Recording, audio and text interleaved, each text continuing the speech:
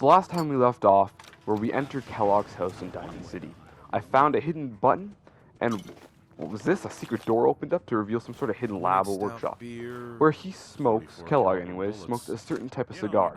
We determined with Nick that these will lead us to Kellogg through dog meat. So I say goodbye, Nick, and I tell dog meat, here's this cigar. Find this guy who took our son. Not your son, though, dog meat. He's my child. So dog meat leads us away.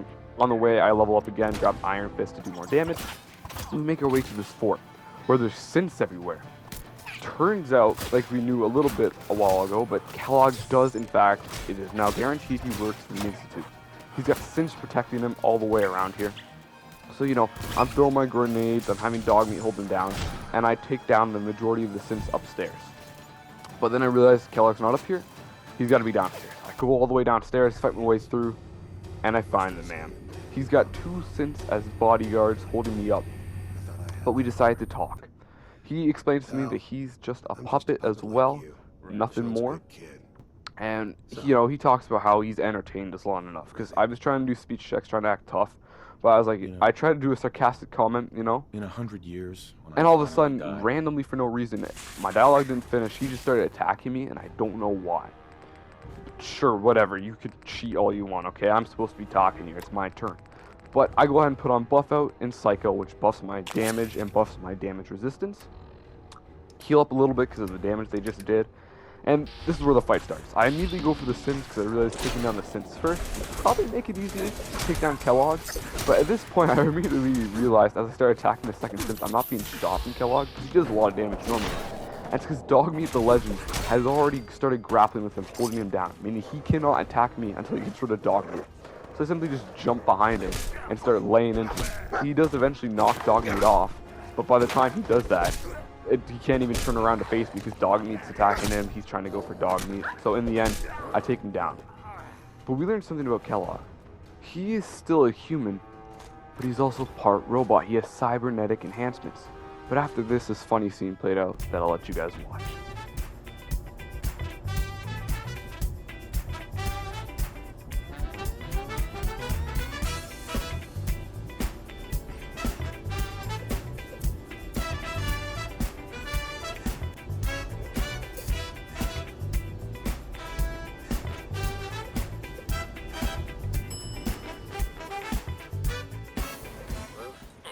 But yeah, so after defeating Kellogg with that, we grab all the parts off him, which we need, one of them, because he is part robot.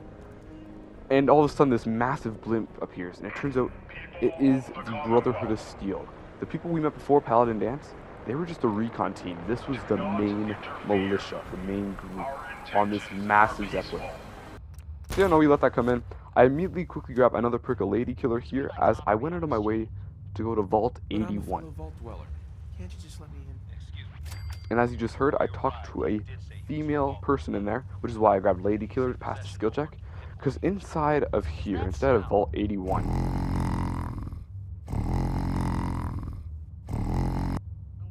sorry about that, instead of Vault 81, there is a very good armor piece, and I can just also sell. I need to get more caps. Everyone in Diamond City have sold to. So yeah, I know this episode is always jumping over the place, but anyways, we get the better gear. I loot up. I also do a very small side quest just to grab this little bobblehead there, where I get bit by some sort of infected mole rat that makes my health go down. So I stole the serum, used it on myself instead of this child, because, this child, he was playing around and got bit. I'm the main character, okay? I need my full health. So I was like, listen, I'm taking the serum that I risked my life for. Anyways, I make it back to Paladin Dance, because I want to go up to the Brotherhood now. I know, they're very jumpy all over the place. But I tell him, hey, take me to the Brotherhood, alright? And he says, sure, okay. They explain to me their catchphrase ad victoriam, whatever that means. Sure. I go on this massive thing where I was like, oh, wait a minute. I have to use a minigun on this gunship here, which, I didn't use because I can't use guns. But this immediately made me think of a future, if I want to go down this path with this faction, I'm going to have to use one of these miniguns. But I eventually make it to the blimp, and we meet the leader, Elder Maxim. This guy is a great leader. He holds an amazing speech, finishing it with ad victoriam. And look what Dog Meat does. He just... Dog Meat, he salutes too. What a hero. We meet Proctor Tegan. Or sorry, Proctor, yeah, I think that's Proctor Tegan. We meet this guy, who's the quartermaster of the ship, and there's a couple others who we don't care about. I sell a bunch of stuff to him and get some of the best armor I can get here, which immediately puts me up to like level 100 armor or whatever, like a really good armor.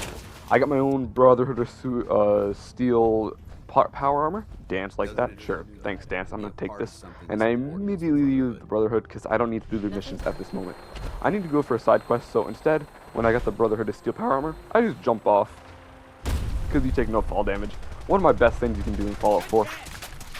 As I make my way over to this side quest that I want to do to get one of the best weapons, I immediately realize this is going to be tough because I have to fight a very powerful monster, but I can't use any unarmed weapons. I have to punch with power armor. So that's going to be tough anyways.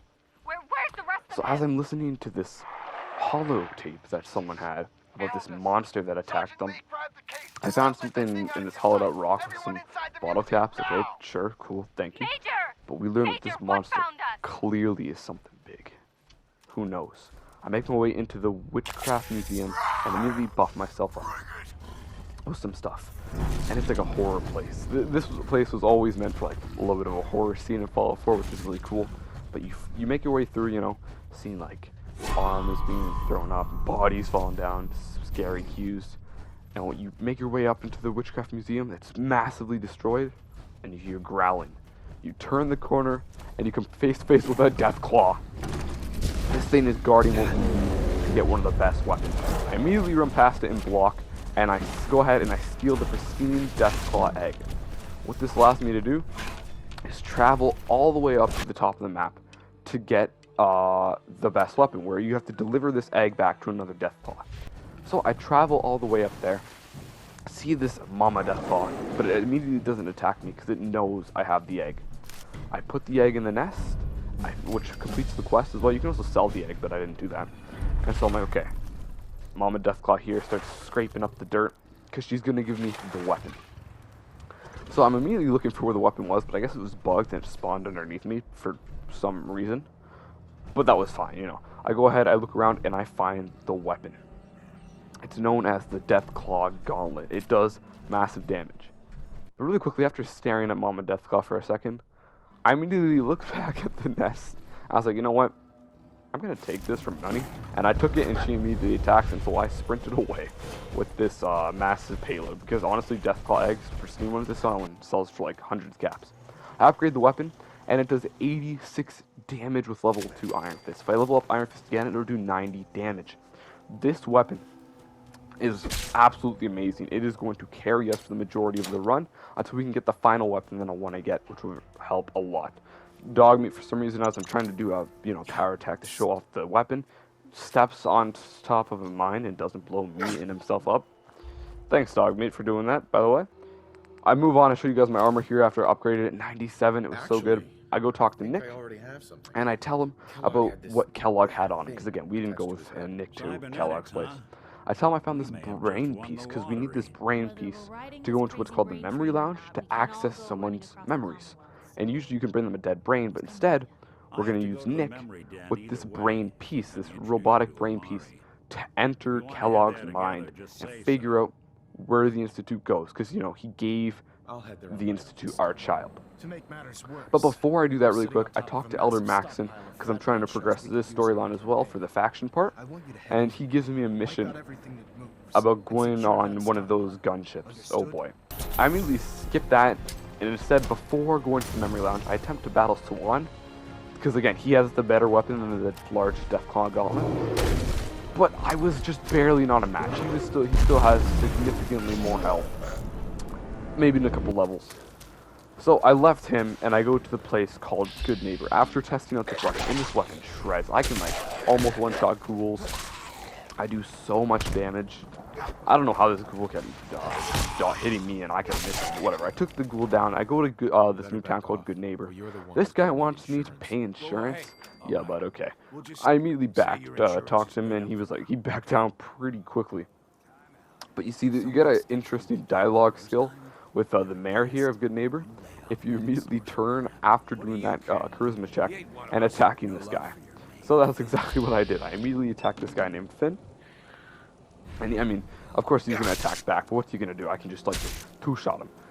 And then I talked to Hancock, who is the mayor of this place, and he was like, man, I like that. You asserted your dominance by coming to this new town. I was like, yeah, man, thanks. And now I'm in his favor. I go down finally to the memory lounge with that little brain piece to Dr. Amari. She tells me I'm going to go inside Nick's head, and we're going to go ahead and find where the Institute is. Great. This part was really boring, but we learned that, yeah, Kellogg decided to meet up at the Institute because they would pay him a lot more than he was usually making. We find this guy, and we were like, whoa, in his memories we learn out that they teleport. The Institute teleports. That's how they get around everywhere. So I was like, okay, we need to go find this out. We learned that Kellogg was tasked to take down a guy named Virgil. Now, Virgil is running away into what's called the glowing sea, which is just radiation everywhere, because he knew Kellogg was coming after him. So, after all of that was said and done, I was like, okay, I gotta go to this glowing sea place. It's gonna be bad. I meet someone, trying to talk to them. And then, for some reason, they immediately attack me because I'm trying to get information on Virgil. Like, okay, then I'll take you down. They're children of Adam. When Adam in this universe is some sort of like god, they worship atom bombs. But I got the note. We learn of a guy named Virgil in this cave. And we find a death claw. And I was like, hey, how much damage do I do if I hit it? Not a lot, so I immediately turn and run away from the death claw because it smacks them. It would have two-shot me. So I run into the cave where Virgil is. We meet Virgil, who is rightfully very nervous of some random guy following him all the way out in the glowing sea. But again, eventually we gain his trust, and he tells us we need to take down a courser, which is pretty much a synth hunter that goes down to hunt off synths and take them down if they go rogue or something. But they're apparently very tough. But before doing that, I do the Brotherhood of Steel mission where I'm on this vertibird. Mind you, I can't use guns. Remember, I'm only unarmed damage, only punching weapons. So I can't shoot these super mutants and behemoths. So I result to having to run all the way there. That's exactly what I do. I run across this massive land bridge to this area that I have to clear in order to progress the Brotherhood of Steel line. And this is a tough battle. I have to fight a super mutant behemoth by myself with nothing. So it's rightfully strong. I mean, it does half my damage. But eventually, after a long struggle of many attempts, and this is like my 5th or 6th attempt, I eventually took it down. I made my way through this place, and the super mutants were a walk in the park. Except for this part where this guy just has a rocket launcher. Yeah, that one was on me.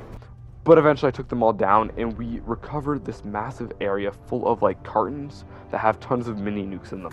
Nice. Elder Maxton praises us, gives us our next mission of finding out how to get into the Institute, which I'm working on.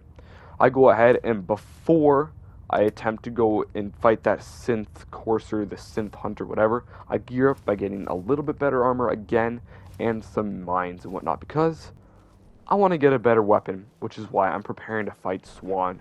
But that'll be at the start of part 3, the final part of Fallout 4. Stay tuned if you want to see how the story ends and whatever, but hope you guys enjoy nonetheless. Maybe leave a like, maybe leave a nice comment down below, maybe hit that subscribe button, dang that little bell.